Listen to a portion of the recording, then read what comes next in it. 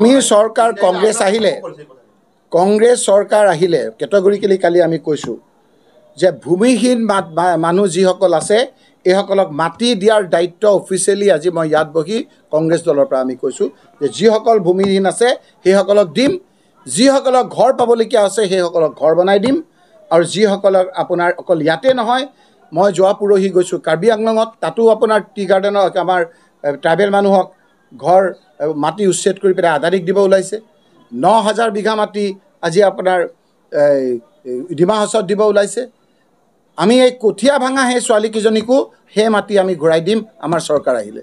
আমি অন্যায়ভাৱে অত্যাচাৰ কৰা এই যিবিলাক মানুহ উচ্ছেদিত হৈছে, যিসকলৰ দুখীয়া মানুহ আইন কানুনৰ মাজেৰে ভূমি পাব লাগে, আমাৰ চৰকাৰৰ প্ৰধান কাম হ'ল অন্ন বস্ত্ৰ বাসস্থান, এইকেইটা দিয়াৰ দায়িত্ব আজি মুখ্যমন্ত্ৰীৰ কথা বতৰাই অসমৰ মুখ্যমন্ত্ৰী হিচাপে তেওঁ শপত লোৱা যেন তেওঁক নালাগে। গতিকে মুখ্যমন্ত্ৰী ডাঙৰীয়াক অনুৰোধ কৰিম যে এই কথাত আমি কোনো ধৰণৰ কথা ক'ব খোজা নাই।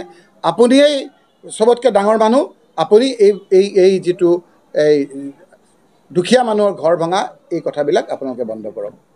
মাজতে গোৱালপাৰাৰ হাছিৰা বিলত এভিকশ্যন কৰিলে, ক'লে যে তেওঁ চেলেঞ্জ কৰাৰ কাৰণে কৰিছে।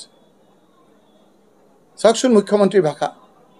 মই মুখ্যমন্ত্ৰীৰ পৰা জানিব পাৰিছোঁ সোণাপুৰত যে গুলি মাৰি মানুহবিলাকক যে উচ্ছেদ কৰিছিল, কাক চেলেঞ্জ কৰিছিল, কোনে চেলেঞ্জ কৰিছিল? দুখীয়া মানুহবিলাকে। গৰু খেতিত যে মানুহখিনিক মাৰাৰ পিছত, গুলি মাৰাৰ পিছত যে তাত জঁপিয়াই আছিল, কোনে কাক চেলেঞ্জ কৰিছিল? তাত লাহৰীঘাটত যে মানুহ যে মাৰিলে, ৰূপহীত যে গুলি মাৰি মানুহখিনিক মাৰি পেলাই তাত যে এভিকশ্যন কৰিলে, তাত কাক কৰিছিল? বিভিন্ন ধৰণৰ এই কথাবিলাক কৈ সুবিধা কোনে কৰে? মুখ্যমন্ত্ৰীৰ লগত থকাই আন কিছুমান লোক বিভিন্ন ভেষত। কালি এটা দল, ৰাজনৈতিক দল আহিছে, আহি ৰাস্তা কিনাৰতে ধৰ্ণা দি গুচি গৈছে মুখ্যমন্ত্ৰীৰ কথা মতে। এই সময়খিনিত তেওঁলোকে মোক দুখ দিয়ে। আমি কি চৰকাৰ নেকি? সাধাৰণতে চৰকাৰ এইখিনিকে আমি ভাঙিছোঁ নেকি? চৰকাৰক ক'বলৈ হিমন্ত বিশ্ব শৰ্মাক আঙুলিয়াবলৈ তেওঁলোকৰ সাহস নাই, কাৰণ তেওঁলোকে এওঁলোকৰ ওপৰত ভৰসা কৰি থাকে। তেওঁ যি শিকাই দিয়ে সেইমতে কাম কৰে। ৰাইজে কি বুজি পোৱা নাই? তোমালোকে যে ভেষণ ধৰি আছা, বদৰুদ্দিন আজমল ডাঙৰীয়া ইমান দিন নাই, কালি পোষ্ট এটা কৰিছে। এই সময়খিনি ৰাজনীতি কৰা সময় নেকি? মই আগতেই কৈছোঁ যে এই সময়খিনি সকলোৱে একগোট হৈ মানুহখিনিক বচাব লাগে। এই কথা নাই।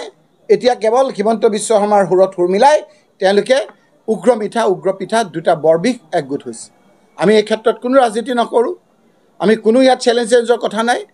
আমি এইবিলাক ভাঙা নাই। যোনে ভাঙিছে তেখেতক বিনম্ৰভাৱে অনুৰোধ কৰিছোঁ। আমি কোনো কাটৰ অনুৰোধ কৰা নাই। মুখ্যমন্ত্ৰী ডাঙৰীয়া, বিনম্ৰভাৱে অনুৰোধ কৰিছোঁ এই দুখীয়া মানুহৰ স্বাৰ্থত অলপ আপুনি এই মানুহখিনিক সহযোগী হওক, এই এভিকশ্যনটো আপোনালোকে বন্ধ কৰক। আৰু বহুত অৰ্ডাৰ ওলাইছে, মই আপোনাক ক'ম। এইখিনি অঞ্চলতো কিবা কৰিব খুজিছিল, চৰকাৰে কৈছে এতিয়া নকৰে, সেই বিষয়ে মই একো নকওঁ।